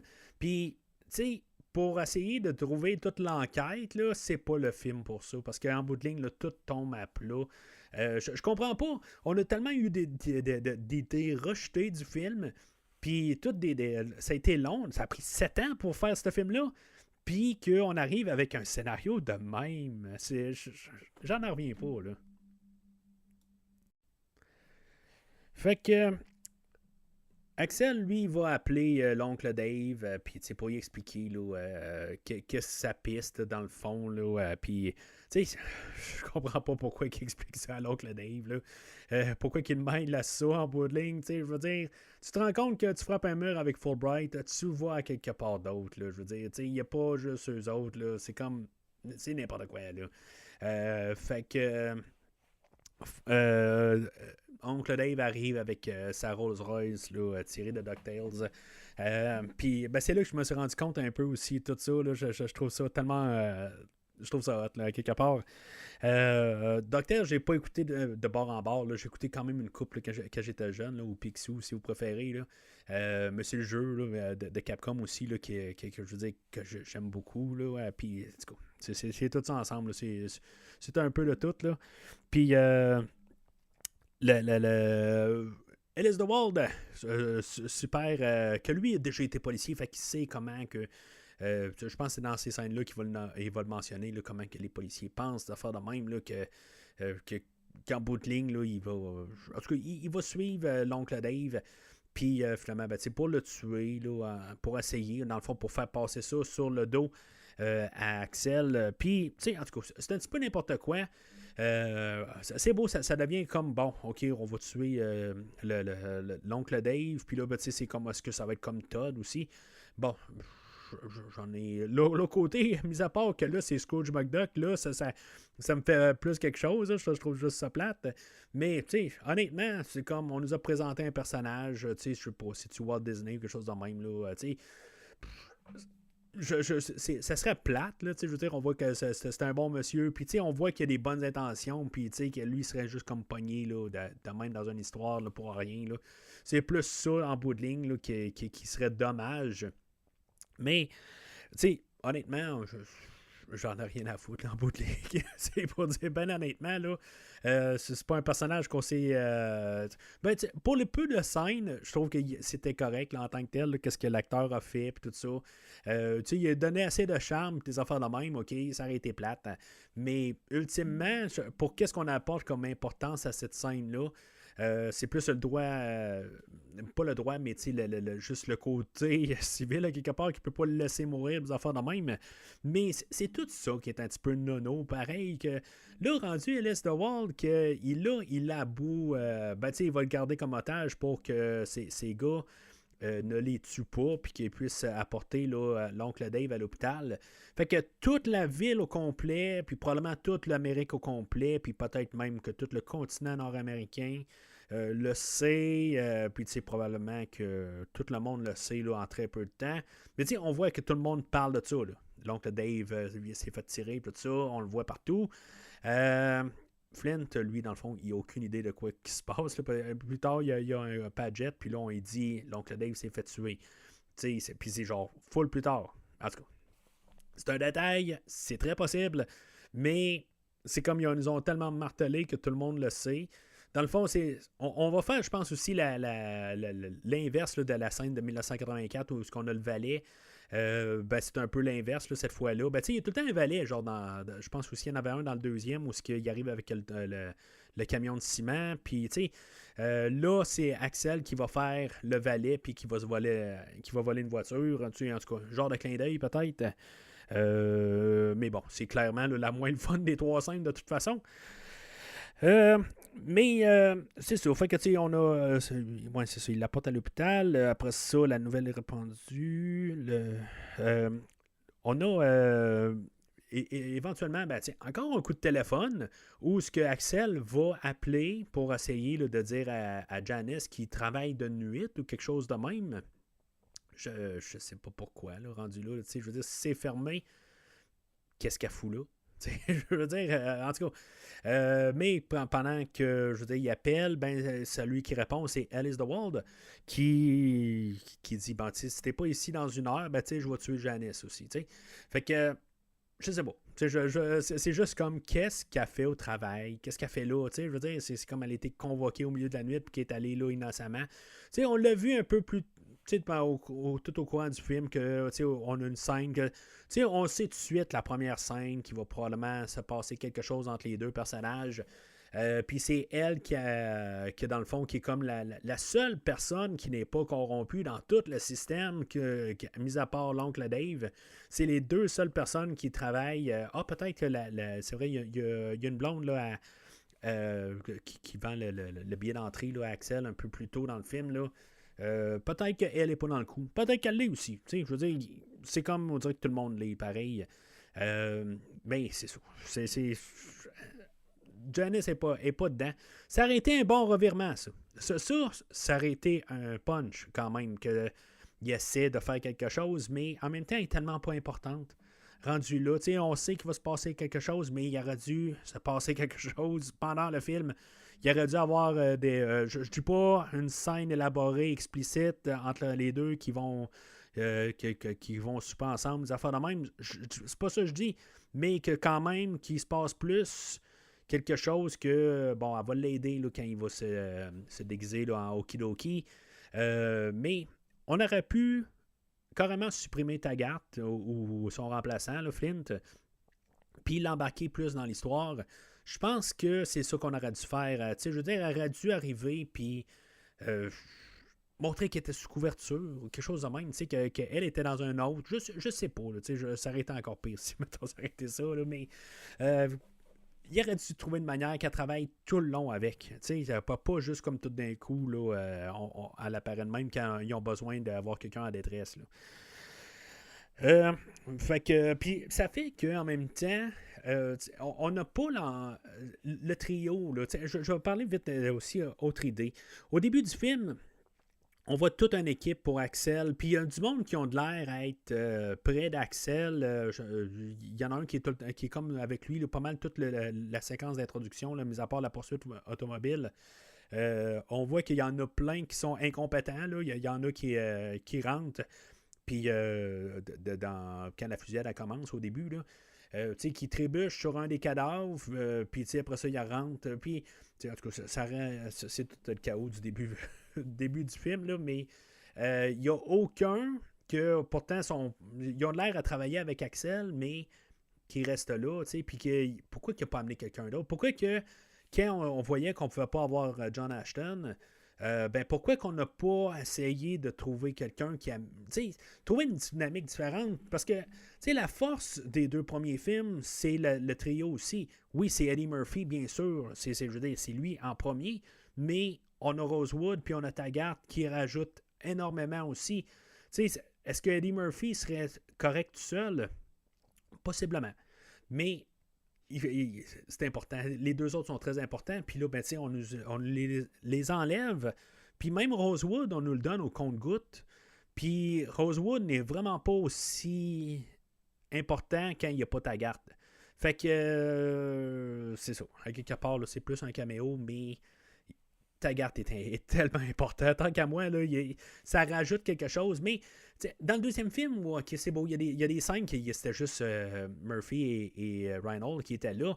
Puis, je veux dire, on avait des bonnes scènes, on avait des bons arguments, des affaires de même, où ils sont en train de conduire le camion de ciment, des affaires de même. Mais, en tout cas, on n'a pas ça aujourd'hui, en plus, entre ces deux-là. Fait que là, je trouve qu'on aurait pu faire quelque chose de différent, au moins là-dessus. Le film aujourd'hui, oui, il y a quelque chose de différent, mais c'est tellement. Point de vue relation, point de vue tous les personnages qui sont juste comme collés. Une autre écriture, au pire. Juste une réécriture du scénario de juste enlever des personnages, peaufiner. Ça réglerait beaucoup d'affaires. Là. Bien sûr, on a le payoff là, de Serge un peu plus tôt, où ce qui est allé chercher, qu'on avait tout été introduit au Annihilator 2000, là,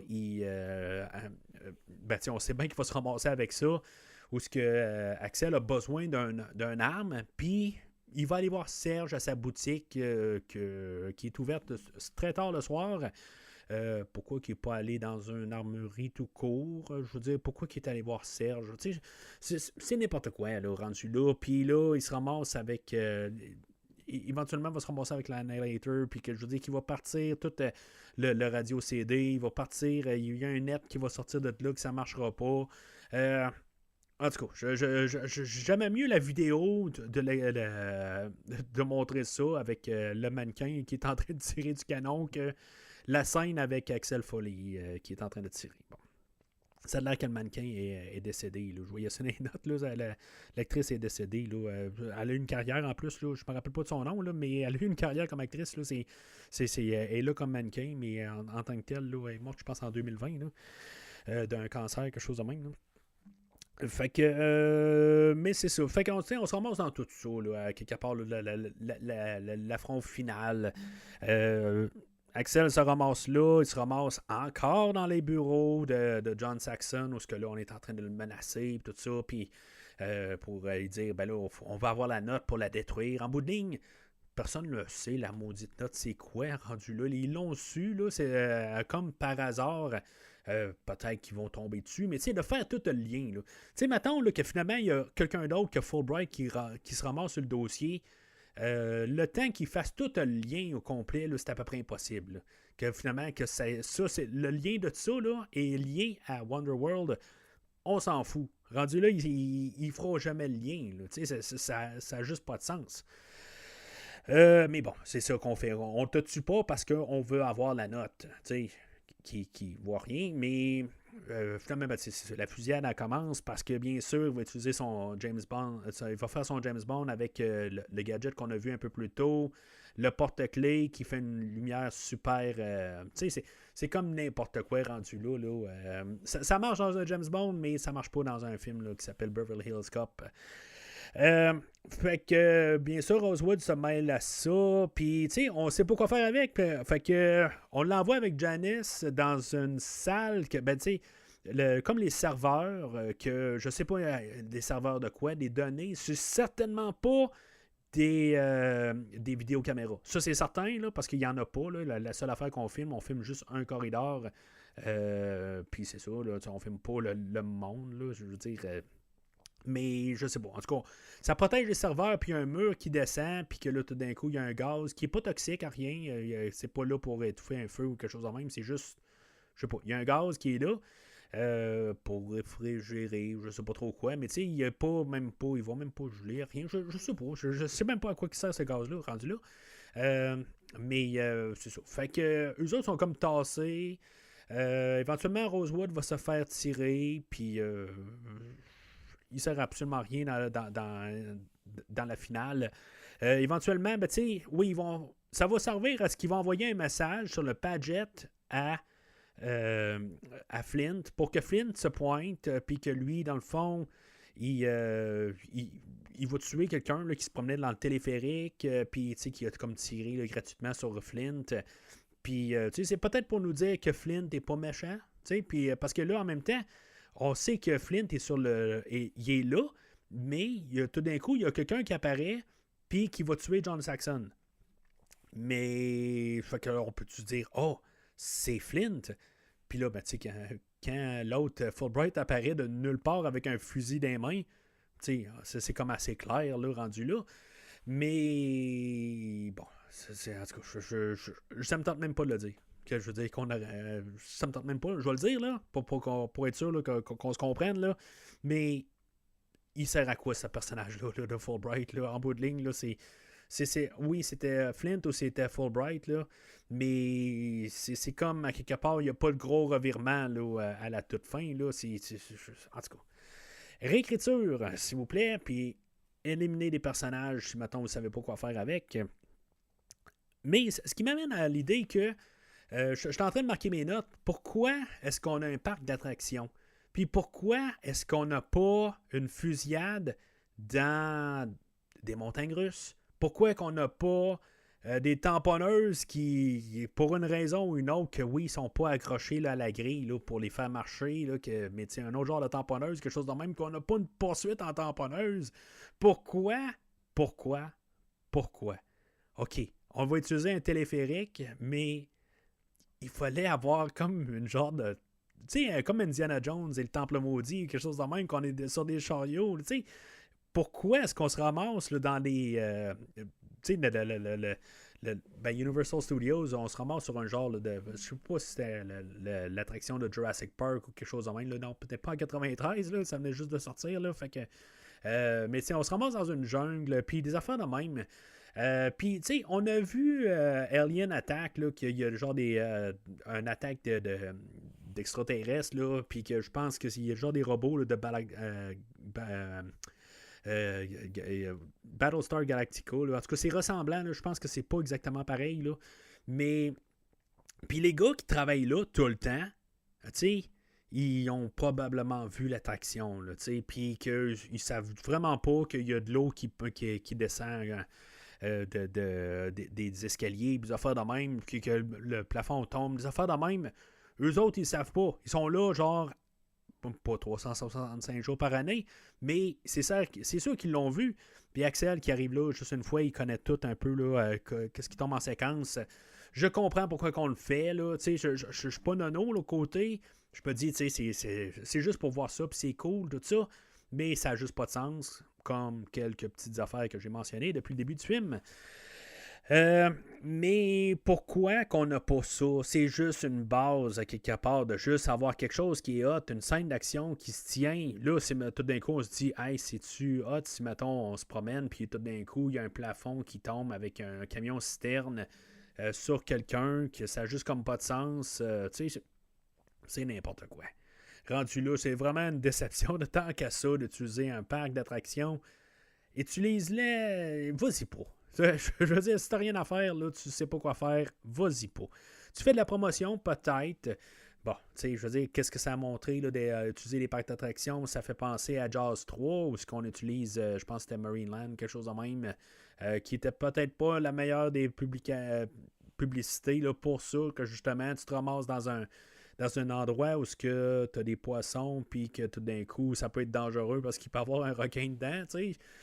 Bon, c'est un peu la même idée aujourd'hui, là. Tu te ramasses dans un parc d'attractions, puis que peut-être que tu pourrais avoir tout d'un coup une fusillade, puis tu pourrais avoir tout d'un coup, tu es dans dans la grande roue, puis ça pourrait lâcher.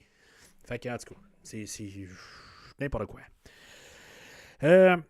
Fait que c'est pas mal ça, dans le fond, là, toute la fin du film, là, Rosewood qui se fait tirer, puis c'est un peu le gag aussi, là, ben, tu sais, on a l'affront final, là, on a Holloway, là, le bras droit à Alice de Wald, qui ben, qui lui aussi va se faire tuer, là, dans le fond, aussi facilement là, que, mettons, Zach à la fin du premier film.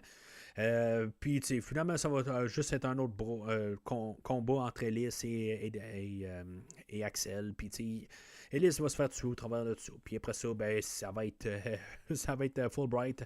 C'est comme, il n'y a pas... je sais pas, tu sais, ça tombe à plat. C'est comme, tous les trois se font tuer un après l'autre. Bang, bang, bang. Puis, il n'y a pas de punch à la fin. C'est comme... c'est réel. OK, dans un monde réel, là, pour un film télé ou quelque chose de même, là, ça passe. T'es le troisième film dans une franchise que... Premier film, OK, je pense que je n'ai pas parlé là, les dernières fois. 13 millions fait le budget du premier film, a fait 234. Le deuxième film, budget, le double, 227, a fait pratiquement 300 millions. Tu sais, c'est ben, ok, c'est beau. En plus, c'est en dollars 87, là. Fait que, tu sais, c'est comme genre, je sais pas, moi, c'est 700 millions, genre, aujourd'hui, là. Tu sais, c'est un méga hit, là. T'arrives 7 ans plus tard, puis tu fais quelque chose qui tombe à plat de même. À la toute fin, que, je veux dire, on se combat, coup de poing, tu sais, comme on fait, là, avec les sons. Mais... puis avec quelqu'un qui a un gros revirement, qu'il était comme assez clair, là, que Fulbright, c'était une taupe ou qu'il n'y avait aucun rapport dans le fond. Puis il se fait tuer. Puis parce qu'on ne sait pas quoi faire avec Flint, ben accidentellement, il reçoit une balle. Puis c'est ça. En tout cas. Juste pour faire ça cool, là, quelque part, ben finalement, ben on a une scène un peu après où que tout le monde est comme avec des plates ou en chaise roulante, des affaires de même. On va faire une mascotte pour Axel. On va avoir Axel the Fox là, ou Axel le renard. Puis finalement, ben, on sait qu'il va se passer quelque chose avec Janice. Puis c'est ça. Le film finit de même. Là. C'était-tu mérité? Bon, ce qui se passe avec Janice, c'était clair, mais ça aurait pu être mieux construit, là. Puis sinon, ben, il pourrait avoir... Tu sais, si on sait peut-être que c'est le dernier film, quelque chose de même, on aurait peut-être dû avoir une scène pour conclure correctement avec Rosewood ou avec Flint, quelque chose de même. Je sais pas. Tu sais, il y avait... Peut-être qu'il pensait à l'époque qu'il allait faire un quatrième, quelque chose de même. Mais tu sais, on avait eu tellement de misère à avoir un troisième film. Je pense que, comme dans les deux premiers films, tu sais, on fermait le film avec Taggart, Rosewood et Axel. Puis là, ben, j'ai l'impression qu'on ferme avec juste Axel. Puis c'est un film juste à Eddie Murphy. Il faut s'entendre, là. Je ne sais pas d'essayer de faire croire autre chose. C'est un film d'Eddie Murphy en bout de ligne. Là. Je l'ai dit tout le long. De toute façon, personne n'est conséquent. Là. Je veux dire, on peut mettre des noms partout, tout ça. Rosewood, il est une parodie de lui-même. Quelque part, il est toujours dans le bureau où il y a du monde qui écoute à côté parce que là, à chaque fois qu'il entend parler de Wonderworld, ils savent que c'est Axel qui est en train de foutre du trouble. Mais il n'y a personne d'autre qui s'en rend compte. Il n'y a plus de supérieur qui dit « Hey, Wonderworld, ça fait plusieurs fois puis ça bouge pas plus. » Il n'y a personne qui... De plus haut placé qui réalise ça. On n'a pas le chef là, du premier film là, que lui, il n'y a plus pas de bullshit à quelque part. Il y a quelqu'un qui est là qui trouble, qui trouble l'ordre public. puis pas de conséquences. Fait que c'est ça. Hein, quelque part, là, c'est un film qui finit drabement. Tu sais, une grosse scène à la fin, mais je veux dire, ça aurait dû être plus ça pas mal tout le long du film. Mais tu sais, à la fin, ça a l'air tout grandiose, mais c'est juste pour, je pense, étouffer comment que la fin, la vraie fin, là, le combat final était tellement drabe. Bon, OK. C'est sûr que Victor McClelland, ça finit dans un corridor. Mais je veux dire, c'était pas la plus grande force aussi là, du film, là, on s'entend. Là. Mais c'était quand même, il y avait plus de tension. Puis oui, on avait Zach avant. Là, je pense que je l'ai même mentionné qu'on aurait peut-être pu les combiner rendus là.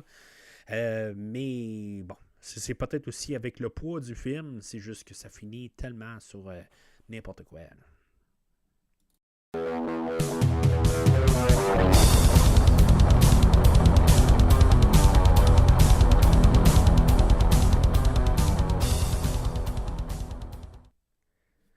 Alors, en conclusion, ben, tu sais, c'est malheureux, là, mais les deux premiers films, là, même si le deuxième film, là, il était inférieur au premier film, là, il est largement meilleur que le film aujourd'hui. Ça tombe en miettes, le film aujourd'hui. C'est vraiment dommage. J'étais pas trop sûr. Je vois-tu vers un jaune, tout ça, puis plus je me mettais à y penser, plus je me fâchais rendu contre le film. Parce que il y a tellement... Puis je pense que plus je lisais sur le film, plus ça me fâchait de savoir que... Puis tu sais, comme des affaires comme McDuck, des affaires de même que je me dis, tu sais, c'est le fun. Puis c'est plate que c'est dans un film qui est tellement de la boîte. Puis, tu sais, je le pardonne pas. Honnêtement, là, c'est un film là, que oui, on va devoir l'effacer. Puis honnêtement, je pense même pas qu'on va faire référence à Flint ou à Todd ou quelque chose de même. Peut-être qu'on va.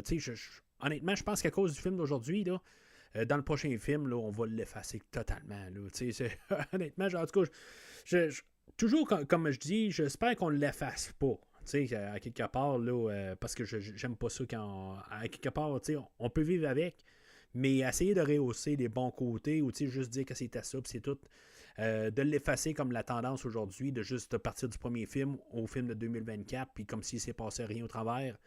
Ben là, ça c'est. Je trouve ça plate en tant que tel. Là, on va mentionner que Taggart était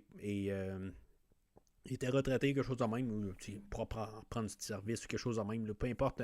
On verra bien, là, si, mettons, il s'est ramassé là, Billy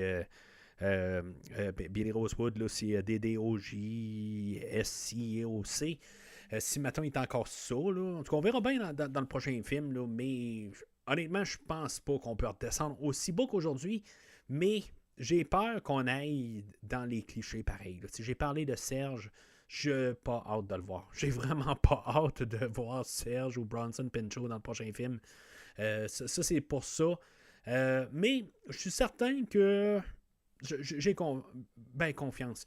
Si maintenant on regarde là, Prince à New York, puis le deuxième, là, Coming to America, quelque chose. Ben, c'est Coming to America, puis c'est Coming to America, le deuxième, là, mais au lieu de TO, c'est TWO, là, quelque chose de même. Puis c'était correct la suite, là, mais c'était non nécessaire. Là. Il n'y avait vraiment rien là, qui va me faire, peut-être si je couvre au podcast, mais c'est dur de couvrir une comédie, comme je dis souvent. Quoique je verrais des raisons de couvrir ce film-là éventuellement. Parce qu'il y a tellement d'anecdotes en arrière, tout ça. Puis il y a des affaires à jaser. Là. Mais la suite, là, c'est comme. C'est le même film, mais tellement juste plus drabe rendu là. C'est les mêmes gangs, des affaires de même. Puis j'ai l'impression que ça va être ça. T'sais, on a un film techniquement straight to DVD là, qu'on va avoir la prochaine fois. Oui, le prochain podcast, je parle de la série, là, dans le fond, qui va sortir plus tard cette semaine, là, la série qui a été on n'a même pas sorti, dans le fond, là, ça s'est ramassé sur YouTube, je sais pas comment, là, on a décidé de la sortir pareil, mais cette série-là n'a jamais vu le jour. Officiellement là, en 2013. Fait que on va parler de ça là, au prochain podcast. Ça va être un podcast court, là, dans le fond. Là, je vais parler de cet épisode-là de 42 minutes. Mais officiellement, là, le prochain film, c'est ce qu'on va avoir là, prochainement cet été.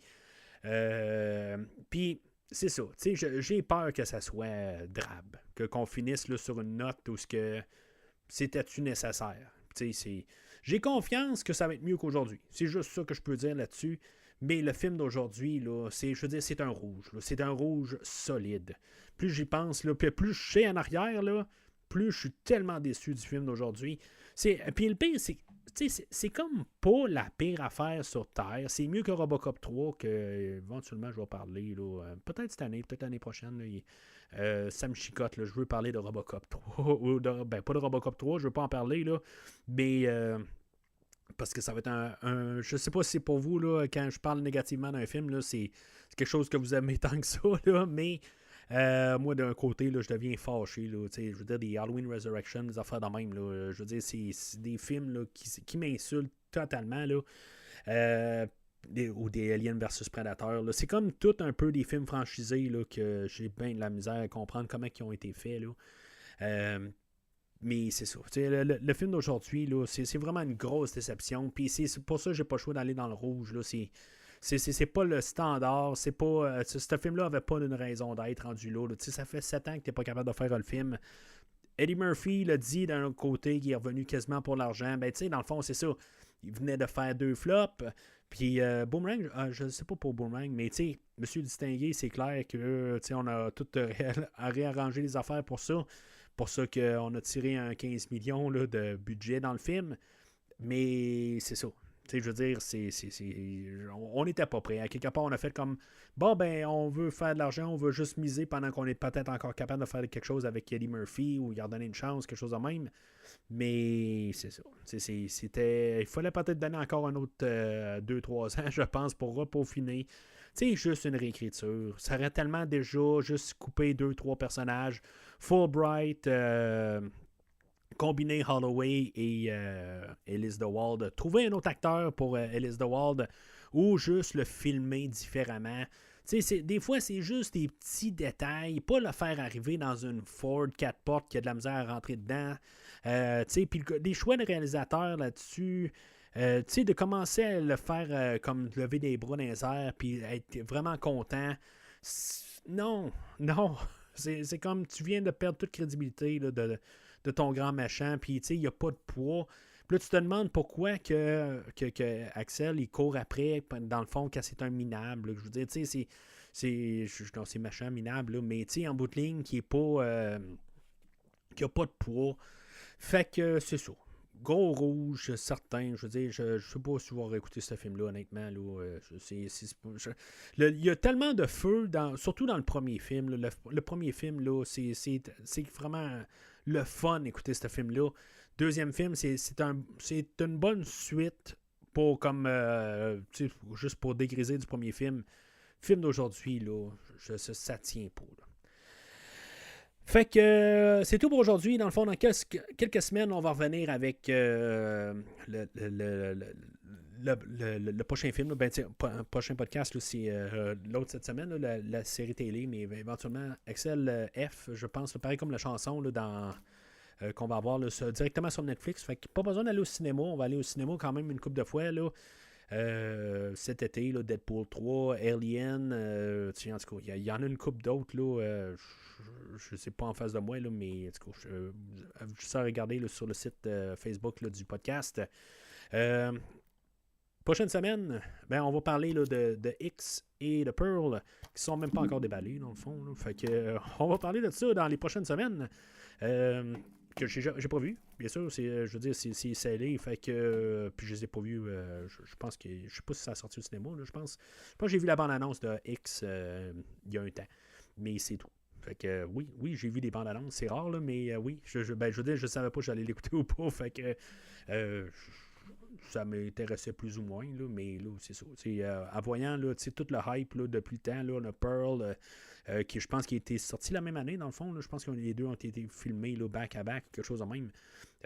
Puis là, ben, c'est ça. Là, avec le nouveau film de Maxine là, dans 3-4 semaines. Là, là, fait que ça va être genre la prochaine sortie cinéma qu'on va aller. Puis après ça, quelques semaines plus tard, on va parler. Là, on va faire comme une suite un peu du film d'aujourd'hui. Dans le fond, on va parler là, de Cobra. qui étaient des retailles du flic de Beverly Hills, dans le fond, là, avec Sylvester Stallone. En tout cas, des idées qui ont été rapportées. En tout cas, je ne sais pas ce qui a été rapporté là, de ça. En tout cas, je vais tout étudier ça, savoir des idées qui étaient vraiment dans le flic de Beverly Hills que Stallone avait apporté pour ce film-là quand il s'appelait Flic de Beverly Hills, starring Sylvester Stallone. Puis, du coup, on va voir ça. Puis on va en parler là, dans 4 semaines de ça. Là. On va parler de Cobra, qui est réalisé là, par le réalisateur de Rambo 2. Fait que c'est tout pour aujourd'hui. N'hésitez pas à suivre le podcast sur les réseaux sociaux Facebook, Twitter et Instagram. Parler du film, là, mentionner là, qu'est-ce que vous aimez sur le film. Est-ce que je suis vraiment trop rough sur le film? Est-ce que vous pouvez me dire, Mathieu, calme-toi, là, c'est juste le 3e d'un film, puis je veux dire, c'était pas si pire que ça. Ils ont essayé quelque chose, ça n'a pas marché. Peut-être, mais c'est ça. Je veux dire, ça n'a pas marché pour moi. Mais c'est ça. Fait que sinon, d'ici le prochain épisode, ben essayez de ne pas vous faire prendre dans un stationnement et vous faire mettre des bananes dans votre exhaust.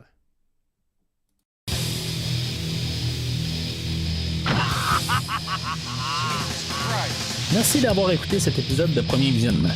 J'espère que vous vous êtes bien amusés.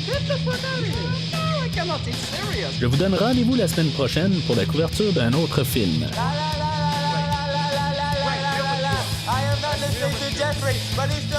Si vous voulez entre-temps regarder le catalogue complet du podcast et télécharger des épisodes passés, rendez-vous sur premiervisionnement.com. You're getting more and more like me every day. Next thing you know, you're gonna have afros, big dicks. Vous pouvez aussi suivre le podcast sur plusieurs plateformes, dont Apple Podcast, Spotify, Podbean, Google Podcast, Amazon Music et YouTube. N'hésitez pas à donner une critique de 5 étoiles sur la plateforme de votre choix. Vous pouvez également suivre Premier Visionnement sur Facebook et Twitter pour rester informé de nouveaux épisodes. I'm looking for a killer. In Beverly Hills? No, Wonderworld. Premier Visionnement a besoin de votre aide pour grandir. Vous pouvez partager le podcast avec vos amis qui s'intéressent au cinéma de tout genre. And you! I want you out of here! Get out of here, you degenerate! You're not even part of this department! Le podcast a également besoin de votre support monétaire pour continuer. Avec un don de 10$ pour un ou 25$ pour 3 films non franchisés disponibles sur Netflix ou n'importe quel support nécessitant pas un achat, le podcast s'engage à couvrir votre choix dans les 3 mois pour vous remercier de votre don. Turn that fucking song off! En espérant vous voir au prochain épisode. Goodbye, Mr. Foley. Women.